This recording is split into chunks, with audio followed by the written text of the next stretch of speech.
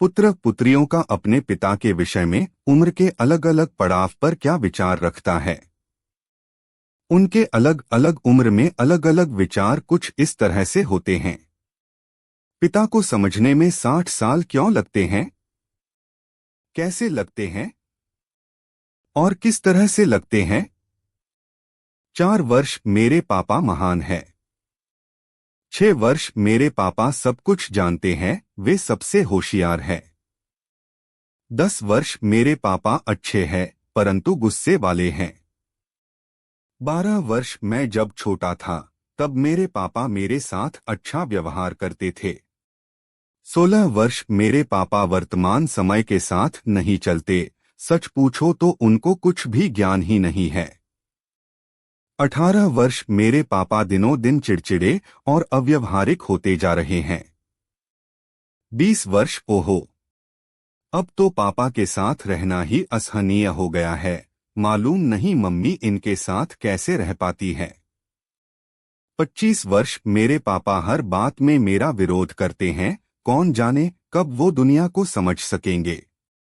30 वर्ष मेरे छोटे बेटे को संभालना मुश्किल होता जा रहा है। बचपन में मैं अपने पापा से कितना डरता था। 40 वर्ष मेरे पापा ने मुझे कितने अनुशासन से पाला था। आजकल के लड़कों लड़कियों में कोई अनुशासन और शिष्टाचार ही नहीं है। 50 वर्ष मुझे आश्चर्य होता है, मेरे पापा ने कितनी मुश्किलें झेलकर हम 4 भाई बहनों को बड़ा किया। आजकल तो एक संतान को बड़ा करने में ही दम निकल जाता है।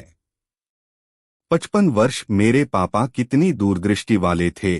उन्होंने हम सभी भाई बहनों के लिए कितना व्यवस्थित आयोजन किया था। आज वृद्धावस्था में भी वे संयमपूर्वक जीवन जी सकते हैं। 60 वर्ष मेरे पापा महान थे, वे जिंदा रहे तब तक हम सभी का पूरा ख्याल रखा। सच तो यह है कि पापा पिता को अच्छी तरह समझने में पूरे 60 साल लग गए। जीवन में कभी भी कोई कष्ट न मिले ऐसी व्यवस्था एक पिता ही करता है। कृपया आप अपने पापा को समझने में इतने वर्ष मत लगाना, समय से पहले समझ जाना। क्योंकि हमारे पिता हमारे बारे में कभी भी गलत विचार नहीं रखते, सिर्फ हमारे विचार उनके प्रति गलत होते हैं, जो हमें समय निकल जाने के बाद एहसास होता है। इस दुनिया में एक पिता ही ऐसा होता है जो अपनी संतान को अपने से सदा आगे ही बढ़ते हुए देखना चाहता है।